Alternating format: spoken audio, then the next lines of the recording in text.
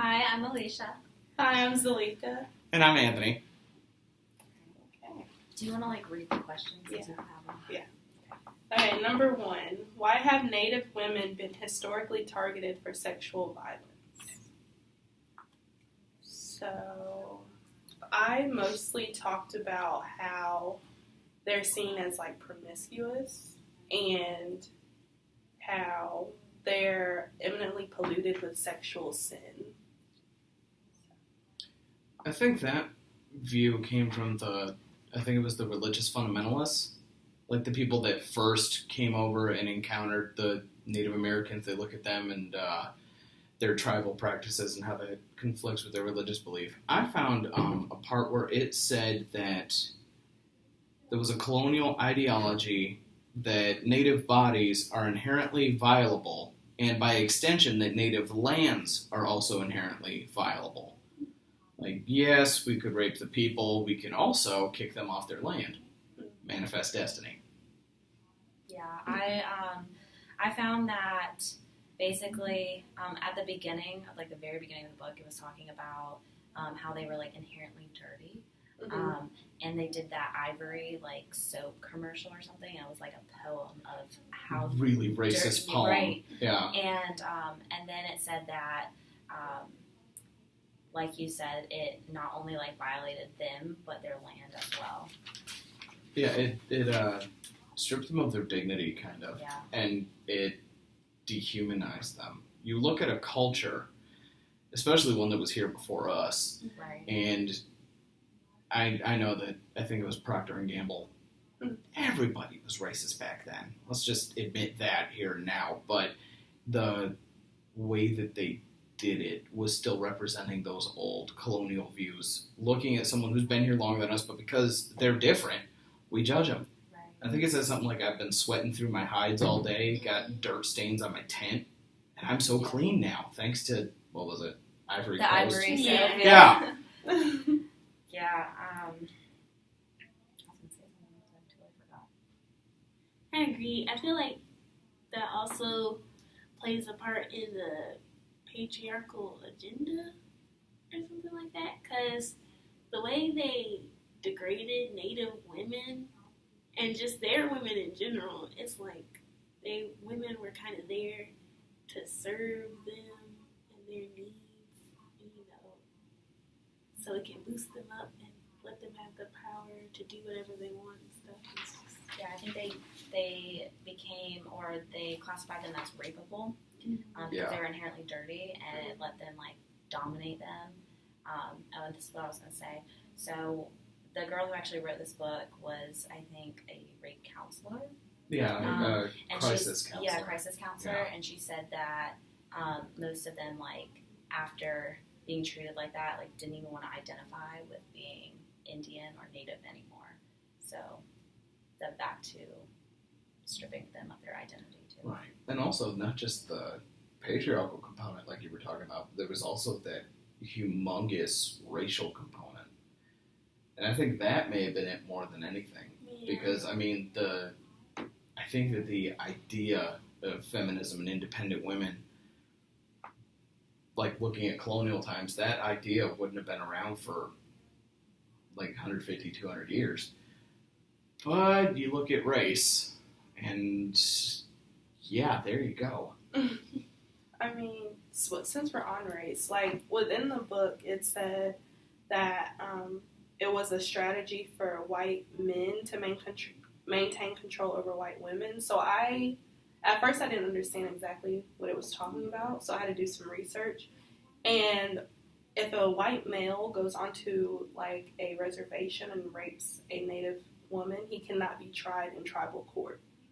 Really? Yes. Yeah, So, it's showing white women what you're capable of while also maintaining your innocence because you can't be tried. You know what I mean? Yeah. So then the white woman sees, okay, he could do this to me, but at the same time, he's still innocent. While if a Native man was to do it, he would get tried. So it's still maintaining that the white male is dominant yet innocent, but the Native man is the bad person because he's the one that's going to jail for it. You know what I mean? Yeah. So, So Yeah, it it's like like a- reinforces those like stereotypes. mhm, Yeah, and I think it's also a really racist warrior mentality, mhm, like rape and pillage. And I also think that he couldn't be tried because he doesn't live on the reservation. Maybe, Yeah. like someone from a different country comes over here and does something, we have to extradite them and work with their homeland, blah blah blah. But why would the new world, the new America, why would they want to compromise, give up one of their own? I mean, I don't know. I mean, like, I feel like you have to understand that they were here first. Oh yeah, So in order for you to come over here and take over, you literally have to control those people that were here. You know what I mean? Yeah. So I mean, by you targeting the women, you're you're trying to prove that yes, I'm better than you. I have the power. And like you said, it's it's culturally killing them, basically. I mean, you have to get rid of the culture. You have to get rid of everything that they've set here in order for you to take over. So the way to do that is to start with the women. I mean, that's who's keeping it all together, you know? I also think that looking at it historically, any place that people can settle or any place that people have lived at one point or another was controlled by some other territory, some other power. I think that the reason that this book was written to present these issues is because it happened arguably, I don't want to say the most recently, because there was that issue with Russia and I want to say Ukraine or Crimea, whichever country that they annexed a couple years back. Yeah, that's war. That's expansion. People get resettled. It's dark, but it's history. It's been happening ever since humans got here. Yeah. I also have one more thing to add on this question. Because they were considered full of sexual sin, polluted with sexual sin, they looked at raping them like it didn't count as rape, and so they just kept doing it to establish domination, like you said. I mean, when I read that, I kind of compared it to today's time. I mean, back then you had the white males who were the dominant. I mean, they still are, but you had them who were the dominant people back then. And so, if they raped the Native women, I mean, they got away with it. But then you have people now who have the resources and such, who are higher up in the hierarchy, who can do the same thing and get away with it. Yeah. So I mean, just kind of comparing it to today, how it's kind of just like a cycle. I mean, we're trying to get away from it, but even though it's not in the same context, it's still happening. Yeah. I think it's also like raping a prostitute. You know, if you wanted to compare those two kinds of things, I mean. Yeah, they actually talked about it. In that, they said basically like they were just it was just prostitution, like that was it. But, like they kind of deserved it. I mean, like it was like they were unworthy or something. Right, like one person's rape is another person's intercourse. Yeah, so like when prostitutes would say, "Hey, I got raped," like nobody would believe them because that's their job. That's, you know, so. You want to go second? Okay. What are some examples of state-sponsored forms of sexual violence, particularly in form of racist reproductive polities? The one example I remembered from the story was the Native Canadian woman who was hemorrhaging really bad from her birth, or giving birth. But anyway, she was giving birth and the ambulance wouldn't take her to the hospital until she opened her legs. And I was like, Yeah, there were some weird examples, and it was like, honestly, it was kind of hard reading it because one of them was, well, actually, a lot of them were based on sterilization and them giving hysterectomies without informed consent. yeah. So that really stuck with me because there was this one girl who had no idea that it was like irreversible, which it's kind of hard to think about saying that now because we're all educated about that kind of thing, but they were not. And U.S. hospitals like paid for this to be done. So So that really stuck with me. My thing, once again, I did a lot of research past this. So, one thing that stuck with me was the overpopulation problem.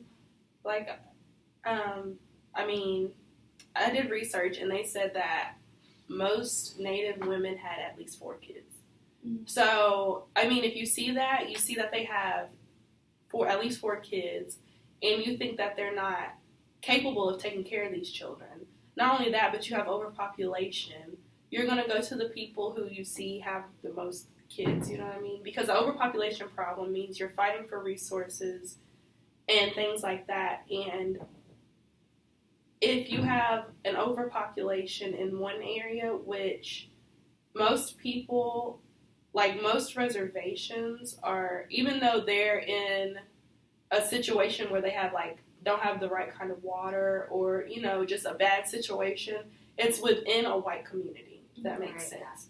So that counts for, a higher number of white people. That's how they see it. Mm-hmm. I mean, you have more people in this community, so that's who's going to get the resources. Right.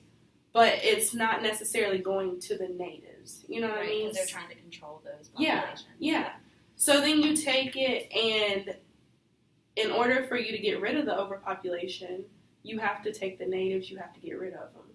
So I think they were kind of playing on them being uneducated, and it was like you didn't have a choice whether you could refuse it or accept it. It was like, okay, either you're going to do this, or you're going to lose all of your financial help that you're getting, or you're going to lose your life, which you're not actually going to lose your life. You know what I mean? They're just telling you that so that this is your only option. Yeah. And I mean, I don't know. It was really sad. It really was to think about it because you see it so many times over in history where women are getting taken advantage of, I mean, you had the whole situation where the females went in and they took away all of their female parts. Yeah. And it's sad. I think also that I don't know if it said it specifically in the book. I may have interpreted it here. But the debate on I think abortion and other reproductive rights that people argue for, I think heavily that is a white woman's issue. Because you have these populations, women of color, and especially minority women like the ones on the reservation, that were subjected to these things, whether they wanted to or not. It was just the way that things were going to be.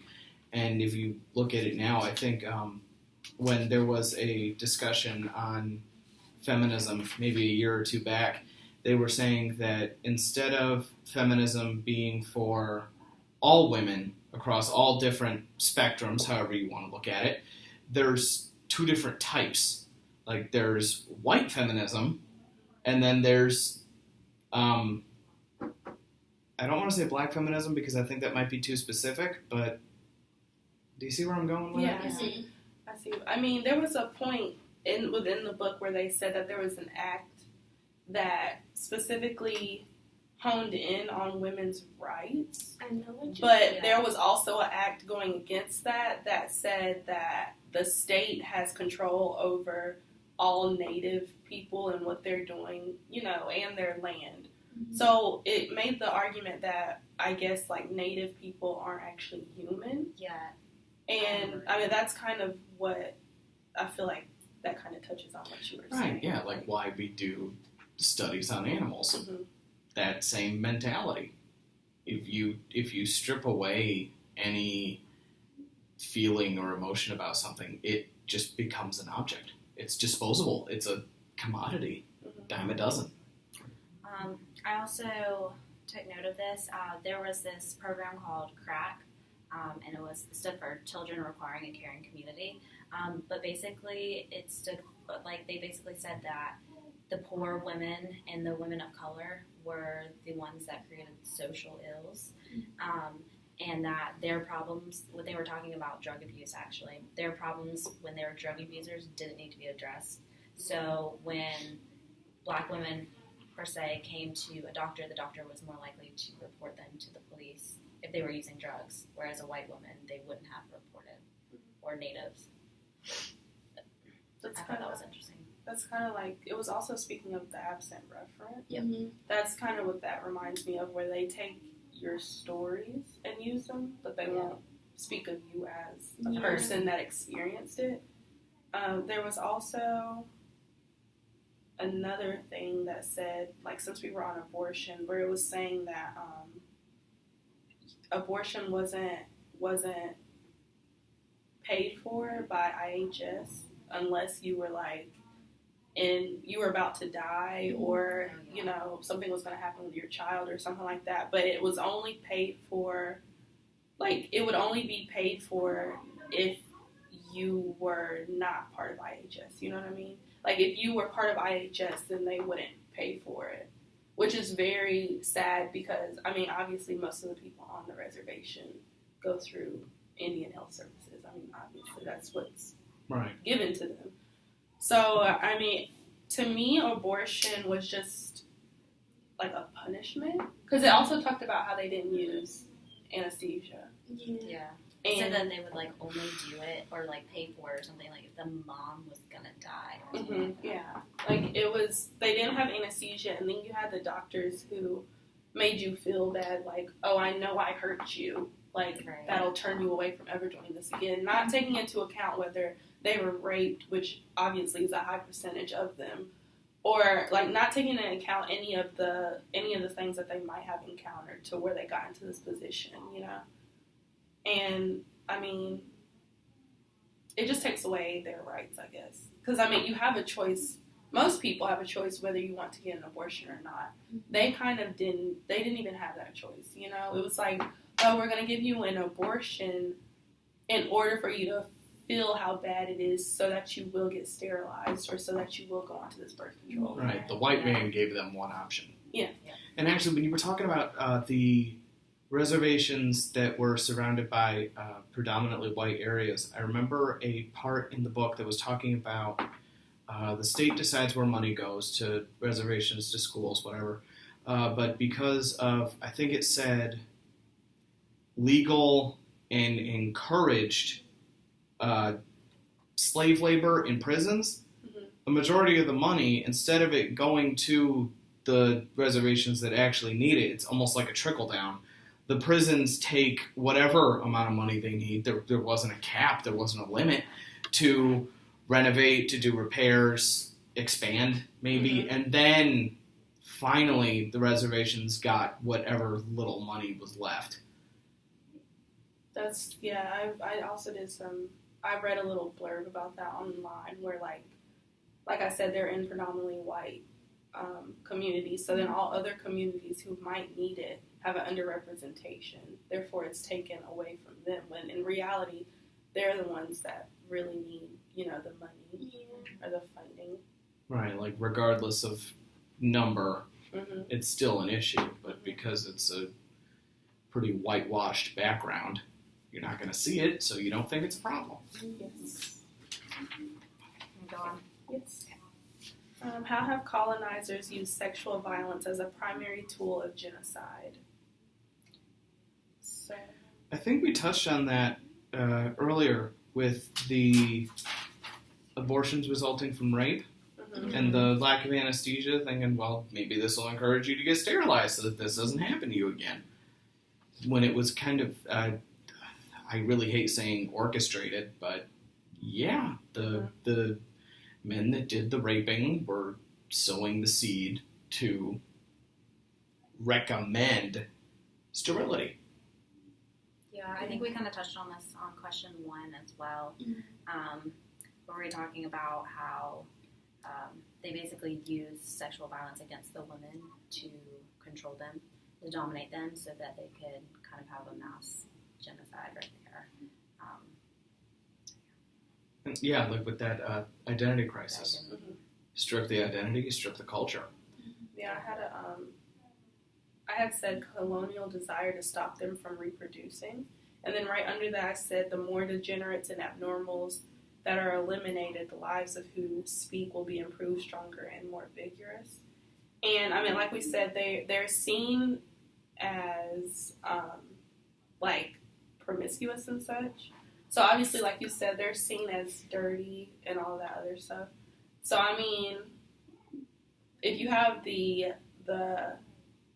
more dominant group that is saying, oh, they're taking our resources or they're making life harder for me, they're, you know, like, they're obviously racist. So my kids are going to school with these people that I think are so bad and all of that. I mean, if you get rid of them, and you're saying they're worthy of mass destruction. So if you're getting rid of them, then you're thinking, okay, life in the end will turn out better because they're not here. But I mean, I think what we're really, really forgetting is that they're the ones who, like, made this world that we live in, I guess you would say. Mm-hmm. So, I mean, you're getting rid of them, then you're basically not even acknowledging what they brought here.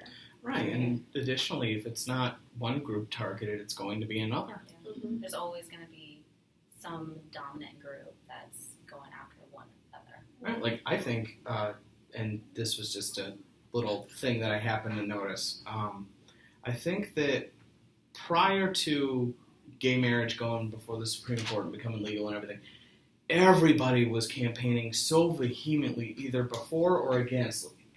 You say the word gay, and it could Right, set a room debate on fire. Yeah. Exactly.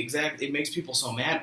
I'm sure the same thing would apply now if you said the words gun control. Yeah. But then, once that passed, then I think that's when the nation turned its eye towards the issue with race relations and law enforcement. It's been an issue.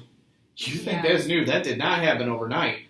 But we found a new They shifted the focus. fixation. Yeah. And I remember people talking about after 9/11, anyone that was of either Middle Eastern descent or maybe even Indian descent, if you got bad eyes like I do, becomes a target. You see it, you associate it with a thing, and that was why with the tragedy in Las Vegas, people were shocked, and there still hasn't been a clear definition of if they want to call the guy that did the shooting a terrorist, because he's white, Yeah. as a majority of mass shooters are. It's not about...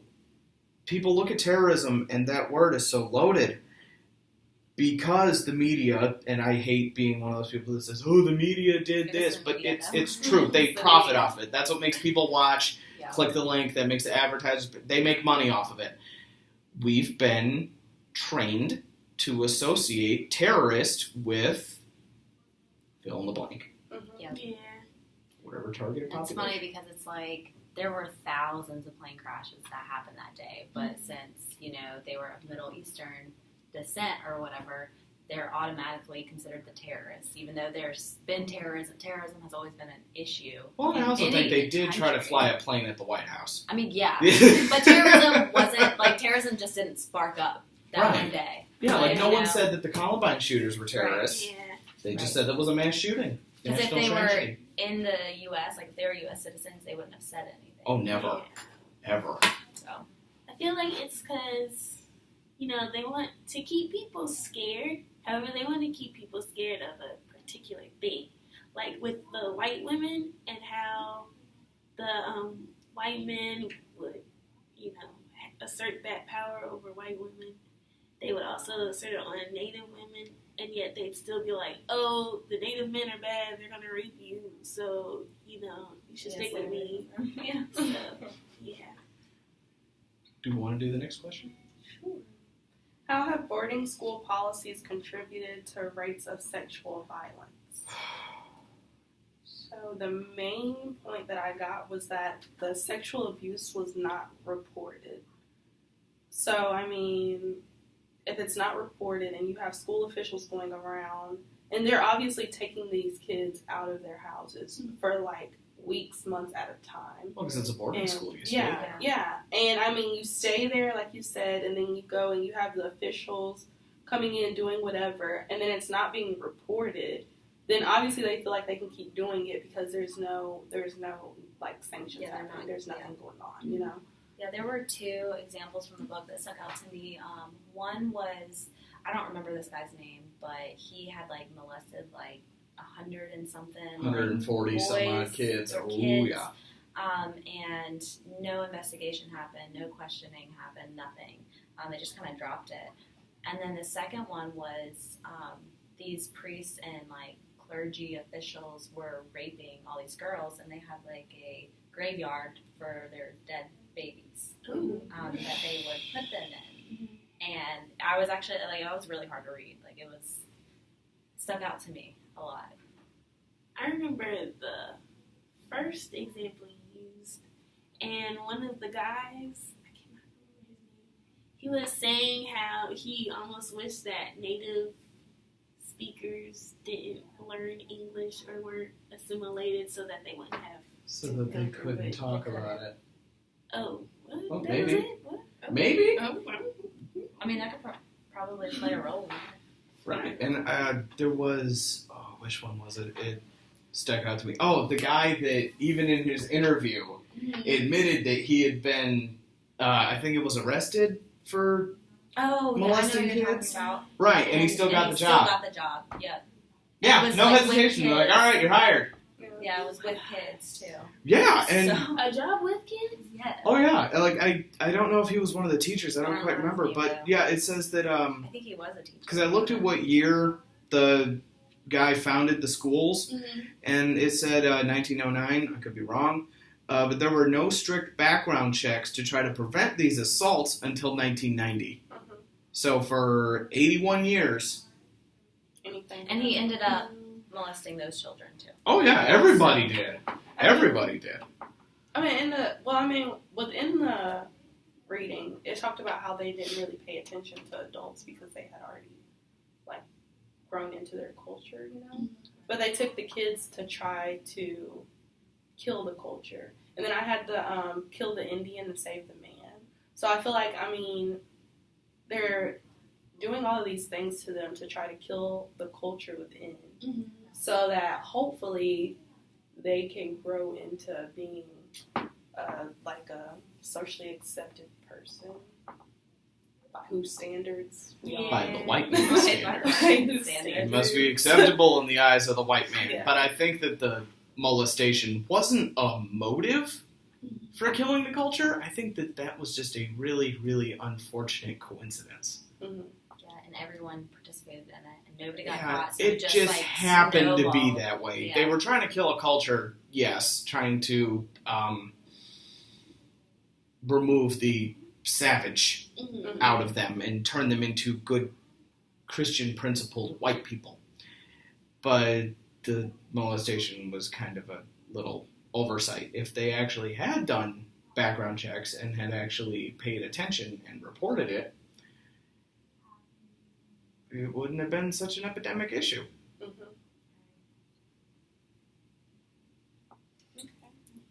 So, how is environmental racism a form of violence against indigenous peoples? I liked this one. Yeah, this one was actually really interesting because you don't usually read about this, but from what I remember, they were using these lands for like hazardous waste dumps Mm-hmm. and uranium production and nuclear testing, and so there was this one example that was relocation of nuclear waste, and it happened to be in a volcanic zone where natives were once again living there, and that's where they picked to do it. Okay, tying into that, because I was understanding like everything that was going on, I was having a hard time associating it with why it would be considered violence. Like I understood it was bad, Right. but as I kept reading, I figured it was more about you were losing your rights. Like it was your land, but you couldn't decide what happened with your land or your people. And then you had women who were pregnant, and it was affecting them, and not only them, but their children. So then, it ties back into, like, genocide. Because, obviously you know what you're doing when you bring this nuclear waste. You're killing people off. So, if you're killing people off and you have women who are pregnant, you're killing their kids, then they can't reproduce. They're ultimately not going to be able to reproduce. They're going to be sterilized. But so you're it's not just killing a cycle. Americans. Yeah. It's just like, it's a cycle. I don't know. Right, and also the native territory, the reservations, they aren't even parts of the United States. The U.S. government has no authority there. Try as they may, they don't. Mm-hmm. So, think of it as dumping in the ocean. It's just a lot closer. Yeah. You take it out of the community, out of our communities, away from the good Americans, and just dump it somewhere else. And it just happened to be near a reservation. Yeah, they Two had birds, one stone. They had the mentality of better than us Oh, yeah. going on. And I know in the book it said that they were denying that eventually, like, it was going to harm them too, but they just totally ignored that. I had a more old school approach towards this question. Because I was thinking, like, back in the old days, like 1700s, kind of, the environment in North Carolina was a lot different than the environment that's in Oregon or, more out western and stuff. Because we had more trees, more animals. Better Like soil to vegetation. farm Yeah, with. better. Yeah. Oh, yeah. Definitely a lot more stuff than Best in the just the country. plains. And then they just was all like, okay, go over here, just scoot over. This is ours now. And then they just left them with little to no resources that they don't know how to use or cultivate because they're so used to growing corn. I mean, I'm pretty sure you can still grow corn out there, but it's probably not going to be as good as corn over here. So. Manifest destiny. It's not our problem. We gave them a place to live. We said good luck, and that was the end of it. Yeah, and actually, there was one part that was talking about hazardous conditions on a farm. Pesticide exposure among primarily Latino farm workers causes more than 300,000 pesticide-related illnesses each year. But because they were minorities, they were less likely to report it, especially if they were here illegally because of the mandatory arrest laws. You don't hear about them. No, never. Ghost. Media.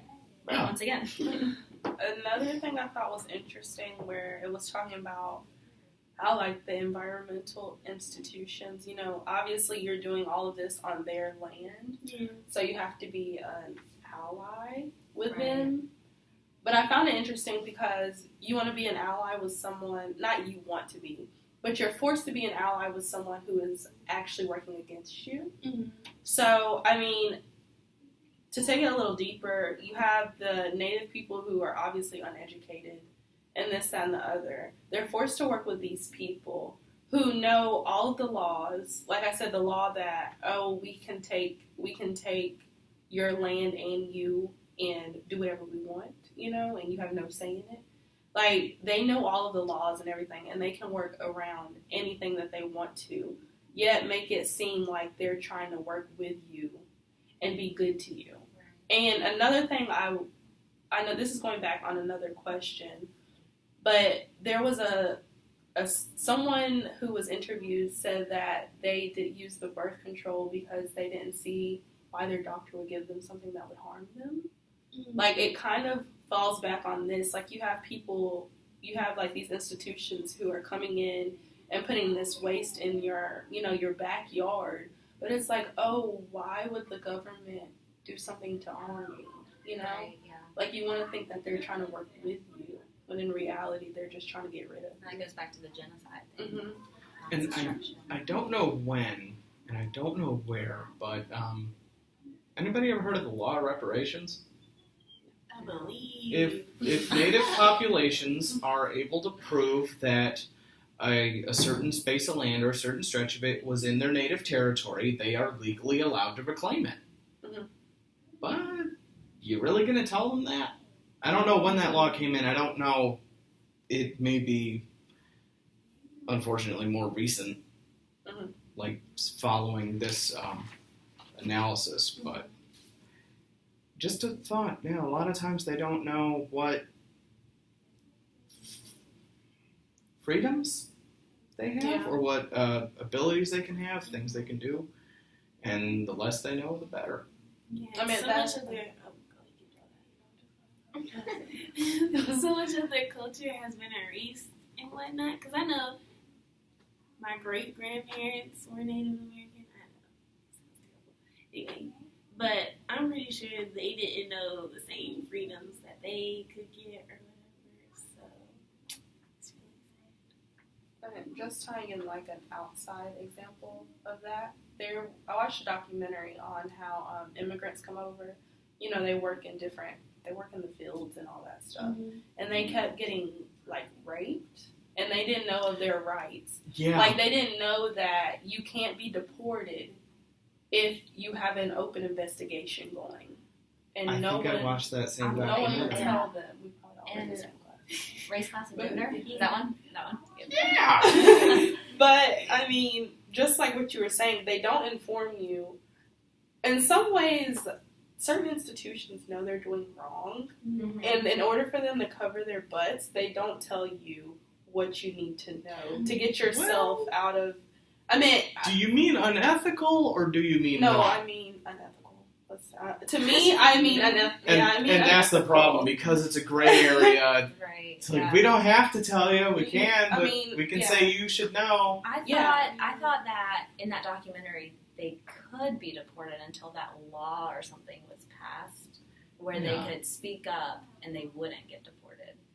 Yeah, but it wasn't. They didn't know. Like Right, they yeah, were they being weren't informed quiet about it, because yeah. they thought, oh, if I say anything and they find out I'm illegal, they're just going to send me back Yeah. home. But in reality, you could have shouted it to the whole world, and Right. couldn't do anything about Right, and it wasn't highly publicized information. it. Mhm. It was something that, like a lawyer would know. And if you're an immigrant farm worker, you're not going to have the money for a lawyer. How could you? Right. Well, we probably got off topic there, but Just a bit, just a a little bit. bit. Okay. According to Smith, what would an anti-violent strategy look like?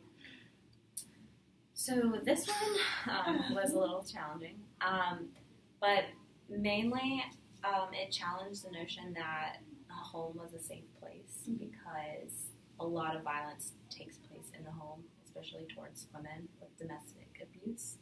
Yeah, you guys having? And they're quick to think that it's just some random stranger outside that needs to be Yeah. looked Right, up. yeah. Right. I mean, what we were talking about earlier with the terrorism thing, that's what I was thinking. I was thinking on a bigger scale how you think, oh, the people within America, like Americans, wouldn't do this to their own homeland. So it has to be someone outside of it. Abroad. And if you're not thinking of the natives as Americans, okay, then it has to be them. You know? When in reality, a lot of stuff that takes place is Americans preying on Americans, you know? Mhm. I mean, like we always learn, like, the victims of crime, people prey on people like themselves. I don't know if y'all ever heard that, but I hear it all the time. Oh, yeah. So, I mean, that's kind of where I took that. But I mean, I understand where you're Yeah. coming from also. I know she said in the book that in order to do an anti-violence strategy, we'd have to somehow go against, I know she mentioned like the U.S. empire or something, Yeah. and going against it. So we would have to create a society that wasn't based on domination or control or coercion. Right, and I think what it said was this strategy will not transform a rape culture which implicates the majority of men. Mm-hmm. Right? And then I think a little bit after that, it was talking about how we can't say it's okay. We can't say it's not okay to hit your wife, but then go to other countries and like be violent against them. Like it's a hypocrisy. Right? Oh, Let's yeah. be honest. Like it's hypocritical to say, like it's hypocritical It's to America. say that, oh, like we're not going to be violent towards each other, but we can come over here and kill all of you. Like, Right. Yeah. no. It has They're to in be that like denial. intersectional, and it can't have an accent reference. Mhm. Yeah, it has to be an umbrella. It has to Yeah. apply to everybody, Yeah. everywhere. Including yourself. Oh, yeah. Just saying.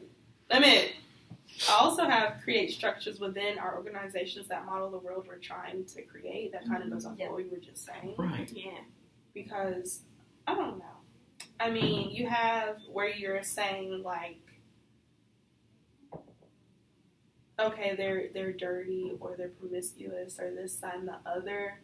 But then you have to kind of take a step back and look at others. Like, it's okay if other people are actually promiscuous and everything else because they're American. Mhm. You know what I mean? Once again, hypocrisy. But I don't know. This whole question just made me upset. We're like, we can do it because we're on the mainland. We Yeah. are citizens. Yeah. And then hold perpetrators accountable. That was the last thing I had, which goes back to how you have the child abuse or whatever not being Right. reported. How you have white men who can go on the native lands and rape women and not be held accountable. Like, you have to start holding them accountable, or else they're going to think that they can still do it. Which Yeah. Next question. Okay. How is the reliance on the state-based criminal justice system inadequate to address sexual violence in Native communities? So this one, I know they touched on. There were actually two examples that I took note of, where an undocumented woman was beaten, and she called 911, and they actually arrested her instead because they couldn't find the person that beat her. So they were like, "Oh, I guess we'll just take her and arrest her." When she Didn't was it the say one that got one beaten. woman got shot and Yeah. died? Was that the Yeah. same woman? No, I think it was a different one. I know they listed several different examples. Yeah, those examples Because were there rough. was one, and she got gang raped, and I forgot what happened. She called 911, and they arrested her for prostitution. Wow. What? Yeah, so obviously the criminal justice system was not very useful to the minorities. Right. And I also think that if you want to look at the reservation, it's a separate entity. It has its own governing body. Mhm. U.S. law enforcement really has no business there. Right. Mhm. There was it said that, once again, you have to address violence out there rather than at home, which we already went over. But then it said it was not equipped to handle the amount of people who batter their partners.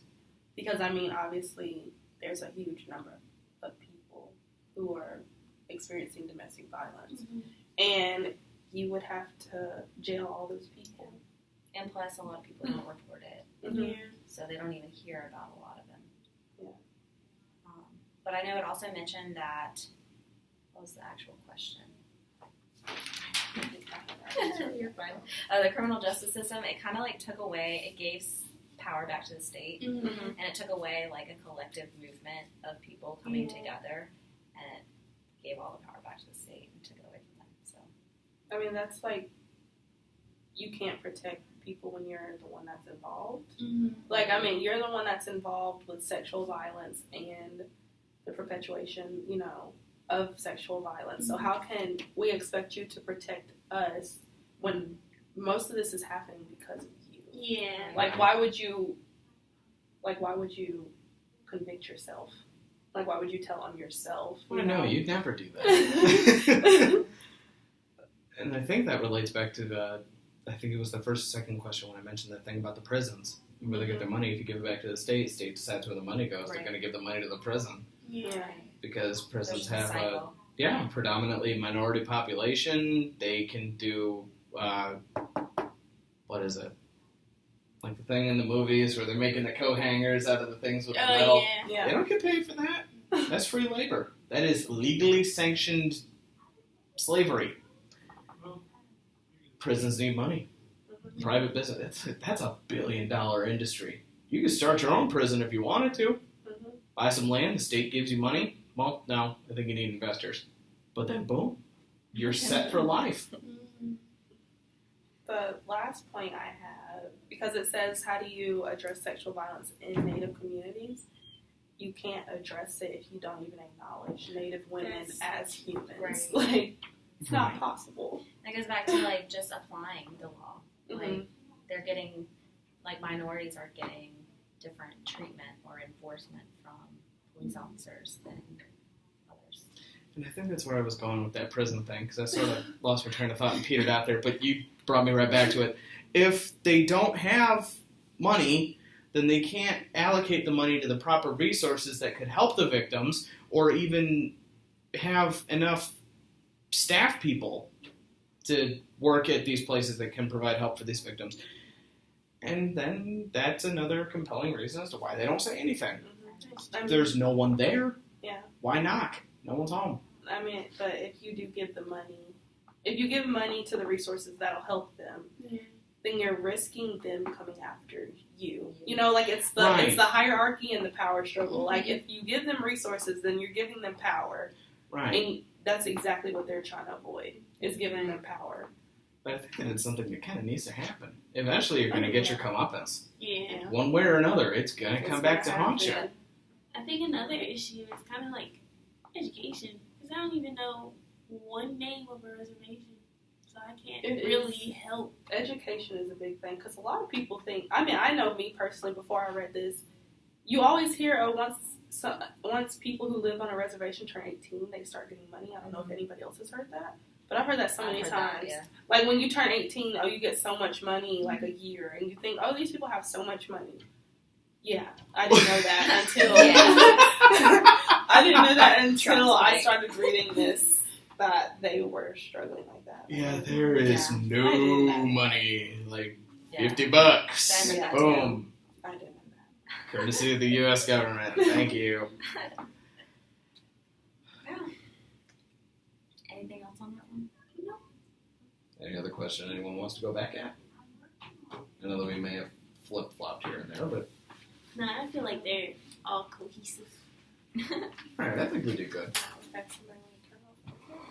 Please Please do.